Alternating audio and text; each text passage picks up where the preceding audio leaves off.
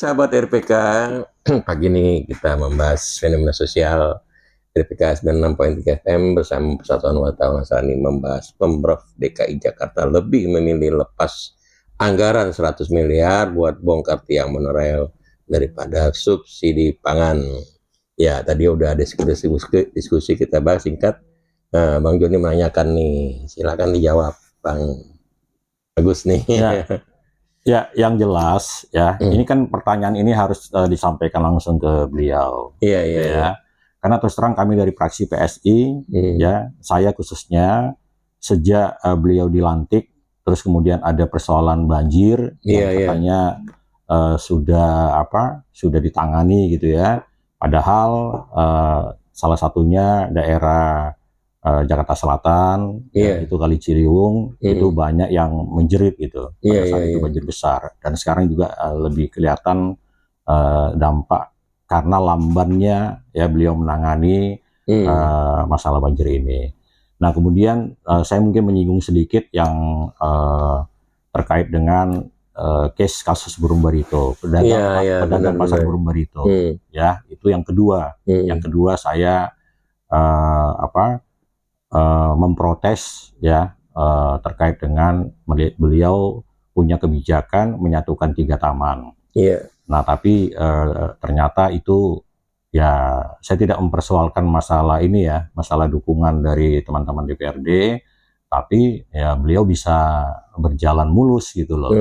Dan akhirnya menggusur para pedagang kaki lima, pedagang UMKM.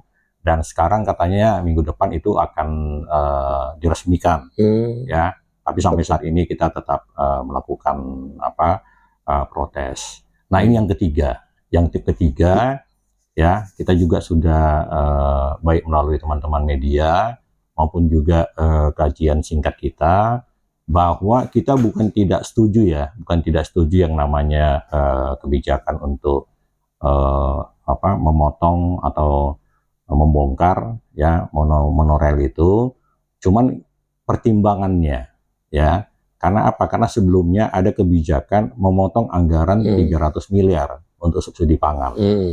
Nah 300 miliar dipotong untuk kebutuhan rakyat ya warga DKI Jakarta. Nah 100 miliar dilepaskan ya dilepaskan untuk tadi pembongkaran monorail. Nah ini kan memang beliau punya diskresi ya, punya diskresi ya, Mas Gubernur punya, tapi kan ya setidaknya adalah pemikiran yang lebih matang. Kalau beliau bisa menyelesaikan tadi yang pemotongan 300 miliar, ya puji Tuhan kami bisa menerima kalau yang monorail ini dengan rinciannya tentunya ya, katanya kan bukan hanya pembongkaran monorail, nanti akan ditata lagi, nanti mungkin akan dibuat trotoar, kemudian nilai-nilai estetika di lalu lintas perjalanan. Nah ini sih bagus ya untuk memperindah kota Jakarta gitu.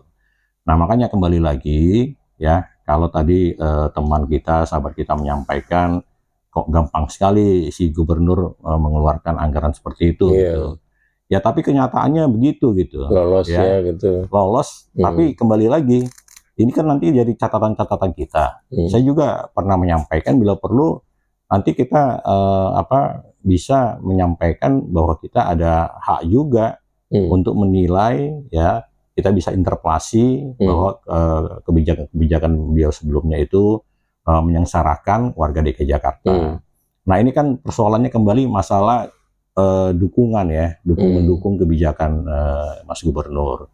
Ada juga ya sebagian baik itu teman-teman dewan ya maupun warga DKI Jakarta mendukung juga ini, mendukung karena menganggap ya yang namanya kawasan Kuningan itu kan daerah bisnis ya, kawasan bisnis, bisa saja ada pebisnis atau mungkin selebritis yang melihat wah ini kayaknya jadi jelek ini kita. Pandangan atau katakanlah keadaan jalan dengan adanya monorail tersebut. Nah kembali ya sebaiknya kami sebagai mitra kerja ya dalam fungsi pengawasan ya saya menekankan ya Mas Gubernur atau mungkin yang mendengarkan ya acara kita ini sampaikan ke Mas Gubernur, ayo kita bicarakan bagaimana mungkin solusi terbaik yang bisa kita sama-sama terima. Itu barangkali, Bung. Iya, baik-baik ya. Ini baru satu ini saya bacakan dulu ya. Ini dari Milian Nababan ya, siapa TM Nababan lah gitu ya.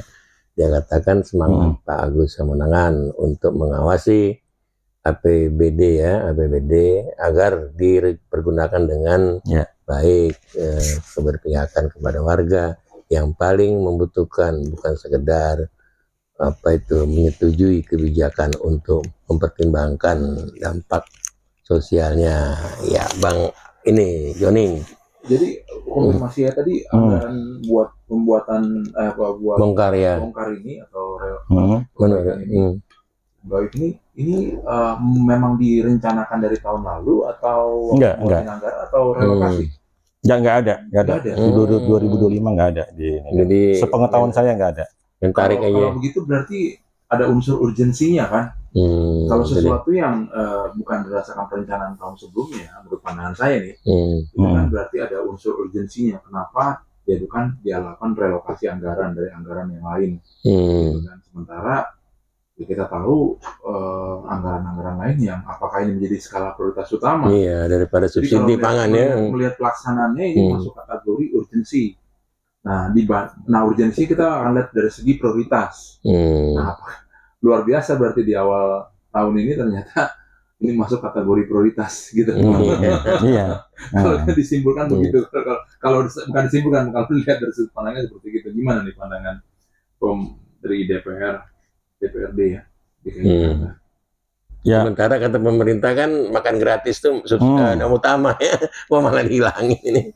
Nah ya silakan. Jadi prioritas. Iya, iya terbalik nih dengan pikiran. Ya ini ya, saya sih berharap kita nggak hanya di tingkat pembicaraan ya atau agenda di RPK yang saat ini sedang didengarkan oleh para pemirsa ya. Makanya ini kan saya juga sudah sampaikan, ini ketiga kali gubernur melakukan hal seperti ini. Nah, makanya kembali lagi, ayo masyarakat juga saya ajak ya. Kritik itu ya mohon maaf mungkin dulu masyarakat pilihannya yang ternyata ya mendukung Mas Gubernur gitu loh. Maksudnya memilih dewan itu dewan yang mendukung Mas Gubernur. Jadi mungkin ya apa saja yang dilakukan Mas Gubernur udah bagus, udah paten gitu. Nah, makanya kembali ayo kita berpikir bijak gitu ya. Kalau seperti tadi teman saya menyampaikan ya ini berarti urgensi ini. Ya menurut saya sih dibilang urgensi, tapi kembali lagi, ayo kita bicarakan dong. Kami kan kalau berdasarkan aturan yang berlaku, ini kan mitra kerjanya Pemprov DKI Jakarta. Nah, setahu saya ya ini tidak ada dibicarakan baik di badan anggaran, karena kebetulan saya di badan anggaran ya, dananya dari mana juga itu tidak pernah ada penyampaian sebelumnya. Tadi kan saya sudah awali ya, kalau menurut saya dalam tanda petik ya ini kelicikan Mas Gubernur gitu. Menjelang akhir tahun ya, setelah menyatakan perayaan Christmas Carol ya. Nah, setelah itu ada tuh pernyataan beliau terkait dengan keinginannya untuk membongkar monorail. Keinginannya ya. Keinginannya. Keinginannya. Ya, memang keinginannya. Ya, beliau kan ambisi memang. Dan kembali ya kalau yang kayak gini ya, hal seperti ini bagus kalau mau dikomplain gitu ya. Tapi menurut saya langsung ke beliau. Bila perlu teman-teman ya seperti organisasi ada dari teman-teman buruh juga mendatangi mempertanyakan itu.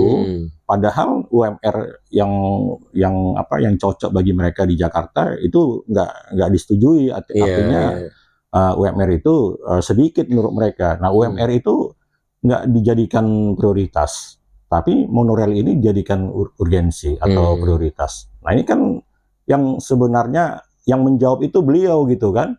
Kalau kami ya pengawasan, saya dalam kesempatan ini langsung kalau beliau dengar ya ya mungkin habis ini ya beliau juga mungkin merasakan ya ini tentunya beliau kan punya tim ya, punya tim, punya pendukung, ya praksi yang mendukung juga bukan cuma PDI Perjuangan. Nah, ayo teman-teman kalau mau memprotes ini, ya inilah menurut saya langkah terbaik, apalagi memasukin awal 2026 ini, kan gitu. Jangan kita apa namanya ya menggaungkan ya ini tidak ada keberpihakan kepada wong cilik gitu kan. Nah, makanya ya kembali lagi ya beliau menurut saya bisa ya menerima yang namanya komplain keberatan dari masyarakat, apalagi ya di media juga sudah kami sampaikan khususnya dari fraksi PSI kita mempertanyakan urgensi daripada pemungkatan monorail tersebut. Itu sih. Ya, jadi memang kan tadi kadang ada dikatakan tuh urgensi ya. Kita melihat ini hanya sekelompok orang saja atau kelihatan seperti itu. Makanya sekarang supaya memperjelas, karena memang mekanisme negara kita kan jelas, kita memilih melalui pemilu ya, memilih anggota dewan baik tingkat pusat maupun tingkat daerah DKI Jakarta. Dan kita pengen tahu nih kan, kita udah menyerahkan sebenarnya kalau istilah hukum itu memberikan kuasa lah. Nah, kita pengen tahu nih kalau boleh dijelaskan di sini seperti apa wahananya dalam hal intervensi ini terkait adanya tidak sinkron gitu kan dari pihak apakah wahana yang dari mekanismenya mungkin anggota dewan melakukan itu banyak kan kalau nggak salah interpelasi ya kalau nggak salah interpelasi sama hal-hal yang lain mungkin melakukan upaya segala macam atau mungkin diam aja gitu loh, atau cuman di bawah meja. Ini bilang meja. Ya di bawah di bawah lobby aja ya, lobby. Kita pengen tahu kan kita sudah memberikan kuasa kepada anggota dewan. Iya, tidak transparan ya. Tadi benar kalau kita digerakkan lagi ya, kalau kita digerakkan lagi kan kita sama aja kayak sementara yang kita pilih aja nggak bergerak, apalagi kita bergerak. Dulu milihnya siapa dulu? Rahasia. Oke. Ya. Sekarang begini kan, kita tahu lah mekanismenya. Tapi kan kita melihat, rupanya yang kita pilih bekerja gitu. Menarik ya. Jadi yang dipilih sekarang bekerja nggak? Kita bicara tentang, saya ngerti namanya quorum, namanya persentase, yang paling enggak membuat terang benderang lah bahasanya. Oke, kita harus break nih karena di studio. Supaya terang benderang. Iya. Jelas transparan ya.